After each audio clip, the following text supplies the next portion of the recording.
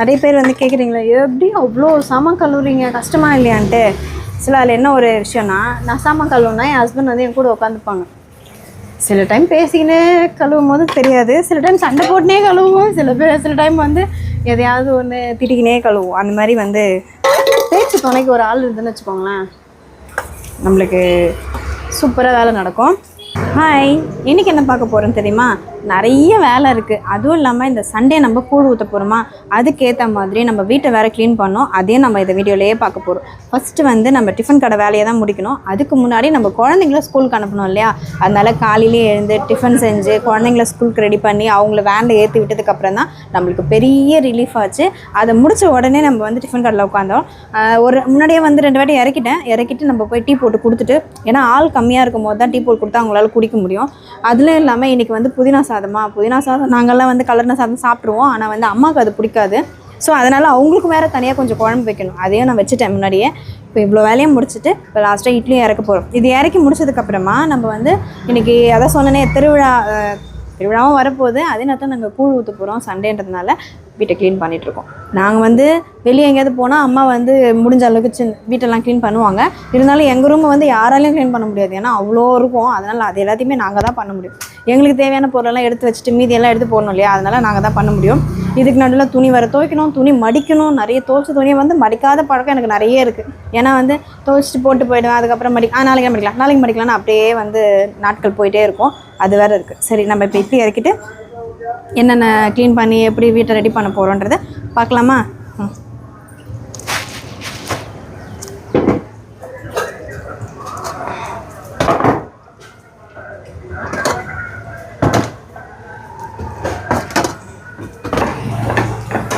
மல்லிப்பூ போன்ற இட்லி வாங்க எங்கள் கடைக்கு வாங்க, வேறு எங்கும் கிளைகள் கிடையாது அப்படின்லாம் போய் சொல்லக்கூடாது. நிறைய கடைகள் இருக்கும். இருந்தாலும் ஒரு வாட்டி எங்கள் வீட்டுக்கும் வந்து ட்ரை பண்ணி பாருங்கள். ஊருக்கெல்லாம் ப்ரொமோஷன் பண்ணுறோம், நம்ம கடைக்கு ப்ரொமோஷன் பண்ணலாம்னா எப்படி? சரி, இப்போ வந்து ஒரு முக்கியமான கொஸ்டின் என்னென்னா, நாத்தனார் கொடுமை வந்து பாதியிலே விட்டுட்டீங்க, அதை கண்டினியூ பண்ணுறதுன்னு நிறைய பேர் கேட்டிருந்தீங்க. ஒருத்தர் வந்து அதில் எக்ஸ்ட்ரீமாக போயிட்டு அவங்களுக்கு சண்டையான்னு கூட கேட்டிங்க. அது வந்து அப்படிலாம் எதுவும் இல்லைங்க. அவங்க வந்து வீட்டு வேலை, பாத்ரூம் கட்டணும் அப்படின்ற ஒரு வேலையில் இறங்கிட்டு இருக்கிறதுனால எங்களுக்கு வந்து அது அப்படியே வீடியோ ஸ்டாப் ஆகிடுச்சு.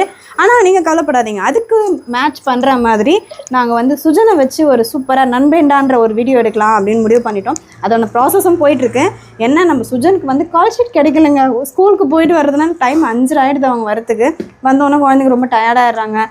அதுவும் இல்லாமல் செவ்வாய், வியாழன், வெள்ளி வந்து செஸ் கிளாஸ் போயிடுறாங்க. அதனால் வந்து அவங்களுக்கு டைம் இல்லை. சரி, நம்மளும் குழந்தைய வந்து ரொம்ப ப்ரெஷர் பண்ணக்கூடாது ஸ்கூலுக்கு போயிட்டு வந்ததுக்கப்புறன்றதுனால நான் வந்து அவங்கள எதுவும் டிஸ்டர்ப் பண்ணுறதில்ல. சாட்டர்டே சண்டே லீவ் ஏதாவது கண்டினியூவாக வந்ததுன்னா அந்த டைமில் அந்த வீடியோ எடுத்துடுறோம். நீங்கள் அதே பாருங்கள். சுஜனோட மாறுபட்ட வேடத்தில் நடிக்கும் நம்ம சுஜன் மாதிரி நிறைய வேடத்தில் அவர் நடிக்க போகிறாரு. நிறைய பேர் சொல்கிறீங்க பொண்ணு வேஷம் போடாதீங்க, அப்படியே மாறிடுவான்றதும் சில பேர் சொல்கிறீங்க. அப்படிலாம் கிடையாதுங்க. அந்த மாதிரி மாறுறதெல்லாம் ஒரு சின்ன ஒரு ஜீன் தான். அதை வந்து நம்ம இப்படி பண்ணால் மாறிடுவாங்கலாம் கிடையாது. ஸோ வந்து சுஜன் வந்து இந்த வயசில் தான் அதெல்லாம் க்யூட்டாக பண்ணி காட்ட முடியும். அதுக்கப்புறம் பெருசாகிட்டாருன்னா அவர் போட மாட்டார், அவருக்குமே வந்து கஷ்டமாக இருக்கும். அதனால தான் வந்து அவர் குழந்தையாக இருக்கும் போதே நாங்கள் பண்ணிடலாம் அப்படின்னு முடிவு பண்ணிட்டோம். சுஜனுக்கு வந்து அந்த நண்பன்றா சீரிஸ் எப்படி போகுதுன்னு பார்த்தீங்கன்னா, பார்ட்டாக தான் போட போகிறோம். அதில் வந்து நம்ம சுஜன் 4 விதமான கேரக்டர்ஸில் நடிக்கிறாரு. 4 விதமும் வந்து ஒரு 4 ஃப்ரெண்ட்ஸ் வந்து 4 விதமாக இருக்காங்க. ஒருத்தர் வந்து தமிழாள், இன்னொருத்தர் வந்து ஃபாரின் பாய், இன்னொருத்தர் வந்து ஹிந்திக்காரரு. ஏன்னா ஹிந்திக்கார் எல்லாருக்குமே ரொம்ப பிடிச்சிருச்சு. அதனால் வந்து அந்த கேரக்டரை உள்ளே போட்டுருணும் அப்படின்னு நாங்கள் முடிவு பண்ணியிருந்தோம். அதே மாதிரி ஆஸ் யூஷுவல் எப்போவுமே வந்து 4 பேர் பசங்க இருந்தால் ஒரு பொண்ணாவது இருக்கணும்ல. அதனால் சுஜனை வந்து 2 பொண்ணாக, ஒன்று வந்து ட்ரெண்டிங் கேர்ளாக, இன்னொன்று வந்து ட்ரெடிஷ்னல் கேர்ளாக மாற்றணும் அப்படின்ட்டு அந்த மாதிரி நிறைய பிளான் வச்சுருக்கோம். 2-3 வந்து டைட்டில் எடுத்துடலாம் முதல்லையே, அப்புறமா வேணால் நம்ம எடுக்கலாம்னு நினச்சோம். இல்லை அதுக்கெலாம் வந்து டைம் இருக்குது, எல்லாத்தையும் ஒன்றா சேர்த்து எடுத்துக்கலாம் அப்படின்னு முடிவு பண்ணியிருக்கோம். கண்டினியூவாக நீங்கள் பாருங்கள், சூப்பராக இருக்கும். நீங்களே அதுக்கப்புறம் சுஜனுக்கு நிறைய வேஷம் போடுங்கன்னு சொல்லுவீங்க. ஓகே, இப்போ வந்து இந்த எடுத்த இட்லியை நம்ம சாப்பிட்டுட்டு நம்ம வேலையை பார்க்க போகிறோம். அதே மாதிரி 2 மணிக்கு ஹஸ்பண்ட் வேலைக்கு போக போகிறார், செகண்ட் ஷிஃப்ட்டு. அவர் போகிறதுக்குள்ளே நம்மளோட வீடியோ எல்லாத்தையும் எடுத்து முடிச்சுட்டு தான் அவர் அனுப்பணும். வேலைக்கு போய்ட்டு எடிட் பண்ண ஆரம்பிப்பார். சரியா?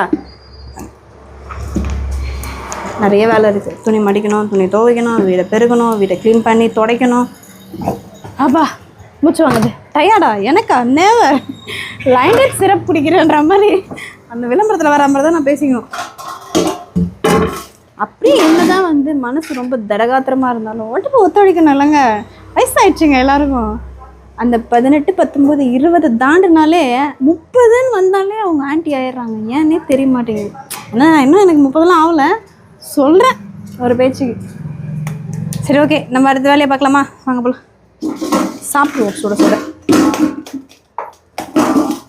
ஆமாம்,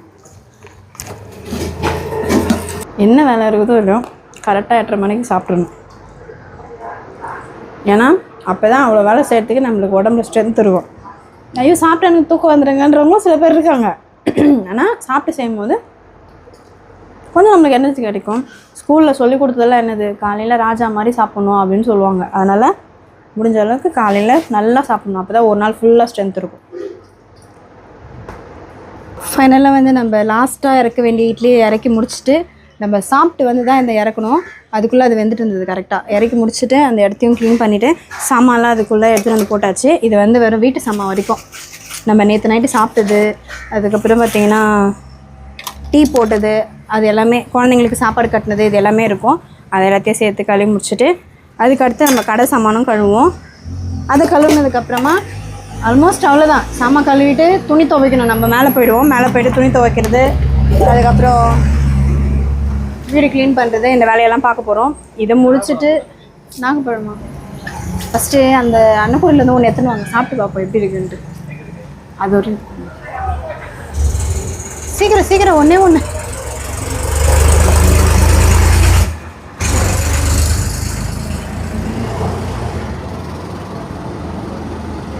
பெருசா சின்னதா?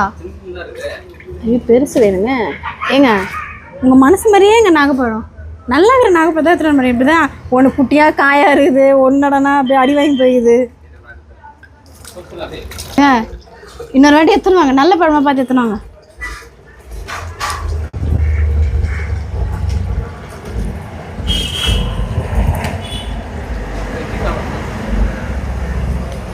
இட்லி சாப்பிட வந்தாங்களா? பரவாயில்ல விடுங்க. அப்படி கொஞ்சம் போய் உப்பு ஏற்றுனாங்களா?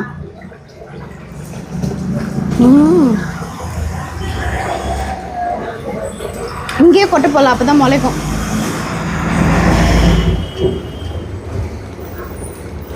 நாங்க என் வாயை பார்க்காதீங்க, வயிறு வலிக்கு போயிருந்தாங்க. எப்படியோ வந்து சின்ன ஒரு பிரேக் கேப்பில் வந்து நாங்கள் என்ன பண்ணோன்னா நாகப்பழத்தை வாங்கி உப்பு மிளகாத்தூள்லாம் போட்டு ஊற வச்சுக்கிறோம். அப்புறமா சாமான் கழுவிட்டு வேலை செஞ்சுக்கினே நாங்கள் சாப்பிடுவோம். அதுக்கு தான் போட்டு ஊற வச்சாச்சு. நம்ம சாமான் கழுவிட்டு நாகப்பழத்தை எடுத்து மேலே ஓட்டிடலாம். அப்போ தான் துணி துவச்சிக்கினே அப்படியே ஒன்றா எடுத்துகிட்டு வேலை சாப்பிட்டுட்டே இருக்க முடியும். நிறைய பேர் வந்து கேட்குறீங்களா, எப்படி அவ்வளோ சாமான் கழுவுறீங்க, கஷ்டமாக இல்லையான்ட்டு. சில அதில் என்ன ஒரு விஷயம்னா, நான் சாமான் கழுவுனா என் ஹஸ்பண்ட் வந்து என் கூட உட்காந்துப்பாங்க. சில டைம் பேசிக்கினே கழுவும் போது தெரியாது, சில டைம் சண்டை போட்டுனே கழுவுவோம், சில டைம் வந்து எதையாவது ஒன்று திட்டிக்கினே கழுவுவோம். அந்த மாதிரி வந்து பேச்சு துணைக்கு ஒரு ஆள் இருந்துன்னு வச்சுக்கோங்களேன், நம்மளுக்கு சூப்பராக வேலை நடக்கும். அதனால் அவர் கூட உட்காரதுனால எனக்கு வந்து கொஞ்சம் வேலை ஈஸியாக இருக்கும். நீங்கள் வந்து சொல்லலாம், என் ஹஸ்பண்ட்லாம் வந்து அப்படி கிடையாதுங்க, வேலை செய்யும் போது இல்லைங்க எதுக்குமே வந்து கூட உட்கார மாட்டாருங்க அப்படின்னு நீங்கள் சொல்லலாம். ஆனால் வந்து டைம் கிடைக்கும் போது வந்து உட்காந்து பாருங்களேன். ஒரு வேலை செய்யும் போது ஒருத்தர் கூட உட்காந்துட்டு பேசிகிட்டே செய்யும் போது ஜாலியாக வேலையும் ஈஸியாக முடியும், அவங்களுக்கும் கஷ்டம் தெரியாது. அவர் வரலன்னா கூட நான் வம்படியாக பிடிச்சி வலிச்சிட்டு வந்துடுவேன், வந்துருங்க போகலாம், வாங்க போகலான்ட்டு. அவர் சொல்லுவார், நானே டயர்டாக வந்துக்கிறேன், என்னை விட மாட்டியா, நானும் தானே டயர்டாக இருக்கேன். ஐயோ தயவுசெய்து நீ அதை பேசி இது பண்ணாதுன்னு சொல்லிட்டு அவருமே கூட வந்துடுவார். எங்கள் வாழ்க்கை இப்படி தான் போயிட்டுருக்கு. என் ஹஸ்பண்ட் இல்லாத டைமில் சுஜன் வந்து உட்காருவான். சுஜன் உட்காந்து நீ என்னென்னவோ பேசுவான், நம்மளுக்கு ஒன்றும் புரியாது. இருந்தாலும் அப்படியேப்பா சூப்பர்ப்பா வேறு லெவல்ப்பா அப்படின்னு சொல்லினே இருந்தோன்னா குழந்தை ஜாலியாக சாமான் கழுவி 1 ஹவரோ 2 மணி நேரமோ கழுவி முடிகிற வரைக்கும் பேசிக்கினே இருப்பான். நம்ம வந்து கழுவிட்டுருக்கோம், கழுவி முடிச்சுட்டு நம்ம மேலே போகலாம். ஓகேவா? எவ்வளோ நேரம் தான் நான் கழுவுறதே நீங்கள் பார்த்துன்னு இருப்பீங்க. அதனால் நம்ம அடுத்த வேலைக்கு போயிடலாம். கேட்டிங்க, இதை விட மோசமாக இருக்கும். நீங்களே பார்க்குறீங்க, வாரத்தில் ஒரு நாள் நான் க்ளீன் பண்ணுறேன், ஆனாலும் இப்படி தான் செய்கிறது. அது ஏன்னே தெரிய மாட்டேங்குது. இவங்க எப்படி தெரியுமா, இப்போ இந்த தலை டப்பா தேய்க்கிறாங்கன்னு வச்சுக்கோங்க, இதை வந்து நான் இந்த டப்பா வேலை வைப்பேன், இப்படி வைப்பேன்னு வச்சுக்கோங்க. தைலத்தை எடுத்துகிட்டு தேய்ச்சிட்டு எங்கே வைக்கணும், இங்கேயே வைக்கணும். இவங்க வந்து இந்த ஜன்னல் மேலே வைப்பாங்க. அந்த மாதிரி மாறி மாறி வந்த பொருள் தான் இவ்வளோ இருக்குது. மெடிக்கல் விஷயத்த மட்டும்தான் நான் இதில் வைப்பேன். ஆனால் அவங்க எல்லாத்தையும் வைப்பாங்க. ஒரு துணி எடுத்துகிட்டு வந்து கொடுத்தீங்கன்னா நல்லாயிருக்கும். துணி எடுத்துகிட்டு வந்து கொடுங்க. பசங்களுக்கு இது வேணும், அது வேணும், அது வேணும், இது வேணும் எல்லாம் சொல்லுவானுங்க. ஆனால் வந்த ஒரு 4 நாள் அப்படியே பரபரப்பாக பாட்டு பண்ணாங்க, மியூசிக் போட்டாங்க, எல்லாம் பண்ணார். அப்புறம் என்ன ஆச்சுன்னு தெரியல. அதுக்கு அப்படியே விட்டாங்க. அப்படியே தான் நின்றுச்சு. இப்போ இந்த மாதிரி நான் க்ளீன் பண்ணும்போது மறுபடியும் தூக்கி அதை மேலே போட்டுடணும். நம்ம எதுக்கு பொருள்லாம் வாங்கி தரோம்? குழந்தைங்க டிவி பார்க்கக்கூடாது, ஃபோன் பார்க்கக்கூடாது, விளையாடணும்னு வாங்கி தரோம். அவங்களுக்கு இதுலேயுமே போர் அடிச்சு நாங்கள் செஸ்ஸே விளையாடிக்கிறோம், இதெல்லாம் எங்களுக்கு வேணான்றாங்க. இவர் வந்து நியூஸ் பேப்பரை படித்து இது பண்ணுற மாதிரி தமிழ் பேப்பர் வேறு, இங்கிலீஷ் பேப்பர் வேறு. ஏதோ குழந்தைங்களுக்கு இங்கிலீஷ் பேப்பர் மட்டும் வாங்கினாலும் பரவாயில்ல. பென்சிலை கேட்டால் பென்சில் இல்லைம்மா, அது லப்பர் இல்லைம்மா அப்படின்னு சொல்லுவாங்க. ஆனால் நம்ம க்ளீன் பண்ணும்போது வரும் பாருங்க, ஏகப்பட்டது வரும்.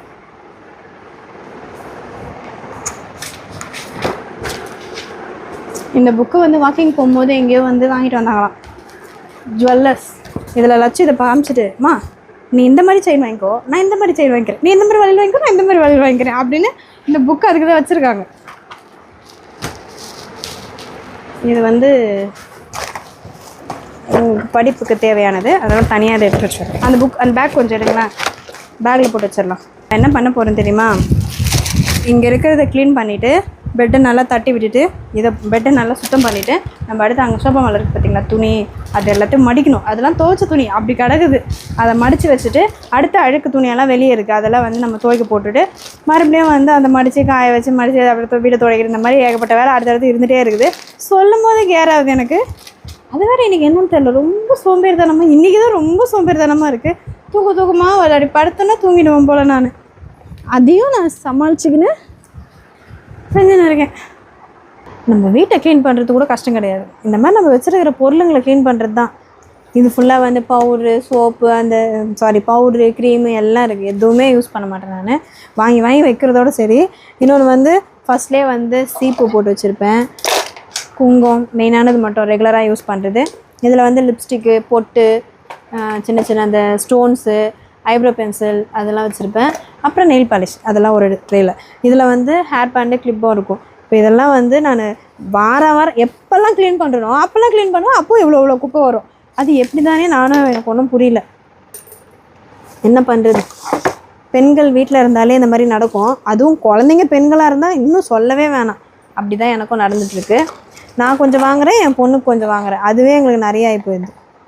ஒரு கட்டத்துக்கு மேலே லட்சுக்கு வாங்குறதே நானும் யூஸ் பண்ணிக்கலாம்னு நினைப்பேன். ஆனால் லட்சுக்கு வாங்கிட்டு நம்ம யூஸ் பண்ணால் அது நல்லா இருக்காதுன்னு சொல்லிட்டு அந்த அம்மாக்கும் தனியாக வாங்குகிறேன். இப்போ இதெல்லாம் தூக்கி போட்டுருங்க, வேணாம். இந்த மாதிரி எடுத்துகிட்டே இருப்பேனா, இதில் ஏதாவது யூஸ் ஆகும். ஐயோ வளையல் இருக்கே அப்படின்னு எடுத்து வைப்பேன். ஐயோ இந்த காயின் வந்து நம்ம டெல்லிக்கு போகும்போது இது டோக்கன் ஆச்சு, இதை பத்திரமா எடுத்து வச்சுக்கணும் அப்படின்னு நினைப்பேன். அதுக்கப்புறம் இந்த க்ரீம்லாம் இப்போ தானே வாங்கணும், யாருக்காவது கொடுத்தா யூஸாவது பண்ணிப்பாங்க அப்படின்னு நினைப்பேன். அப்படியே எல்லாத்தையும் ஒன்றா எடுத்து கடைசியில் குப்பையே இருக்காது. மறுபடியும் க்ளீன் பண்ணும்போது தூக்கி போகணும். இதே வேலையாக போச்சு எனக்கு. பாருங்கள், இப்போ இந்த டப்பா எதுக்கு எடுத்தேன்னு தெரியல, எடுத்து வச்சுக்கிறேன். இப்படி தான் பொதுவாகவே பொண்ணுங்களுக்கு இது ஒரு மைனஸ் பாயிண்ட். இது தான் எதாவது தூக்கி போடுறதுக்கே மனசு வராமல் எடுத்து வச்சுக்கின்னு கடைசியில் அதுக்கப்புறமா நம்ம வந்து கஷ்டப்படணும். இது என்ன பண்ணுறது? இது அங்கே போடுவோம். ஓகேவா? ரெடியா? இப்போ வந்து நான் எல்லாத்தையும் ஏற கட்டிட்டேன். இதில் வந்து இந்த மிஸ் ஆன இந்த கம்பல் அந்த மாதிரிலாம் இருக்கும். இதில் வந்து ஒரு 2 கம்பல் மட்டும் இதில் எடுத்து போட்டுப்பேன் இங்கே. ஏன்னா நானுமே சில டைம் வந்து இந்த கம்பலை கழட்டிட்டேன்னா டக்குன்னு அதை போட்டு அதுக்காக எடுத்து வச்சுக்கிறது. ஓகேவா? சரி, ஓகே. இப்போ இதை எடுத்து உள்ளே போட்டுருவோம். இதுக்கு ஒரு பாக்ஸ் இருக்குது உள்ளே, அதில் நம்ம அப்புறமா பார்க்கலாம். ஓகே, எடுத்து வச்சிடலாமா? எழுந்துருங்க, நான் எடுத்து கொடுப்பேன், நீங்கள் தான் எடுத்து வைக்கணும் கூட. அப்போ எதுக்கு ஹஸ்பண்டுன்னு வேலை செய்கிறது? இந்தாங்க போங்க, இதை ஃபஸ்ட்டு எடுத்து வைங்க, 2வது அதை எடுத்து வைங்கண்ணா. அடுத்து துணி மடிக்கிறோம், போங்க. ஒவ்வொரு தடவை க்ளீன் பண்ணும் போதும் இந்த மாதிரி கவரிங்கில் எடுத்து வச்சுக்கலாம் யூஸ் ஆகும்னு சொல்லி எங்கள் வீட்டில் மொத்தம் 4 கோணி கவர் மேலே கிடக்குது. எதுக்கு தான் நான் எடுத்து வைக்கிறோன்னு தெரில, எதுக்கு தான் அதை சேர்த்து வைக்கிறோன்னு தெரில. எடுத்து போட்டுடலாம். நம்ம வந்து போட போகிறதுல சர்க்கரை, சர்க்கரை அப்புறம் வாங்குவாங்க ரேஷனில், வாங்கிறதா தானே தெரியும் இல்லைங்க. டக்குன்னு வரமாட்டேங்குது. சக்கரை வாங்குறதுக்கோ இல்லை அரிசி வாங்குறதுக்கோ இல்லை பருப்பு வாங்குறதுக்கோ எண்ணெய் வாங்குறதுக்கோ எதுக்கு வேணாலும் எடுத்துகிட்டு போகலாம். அதனால தான் ஓகேவா.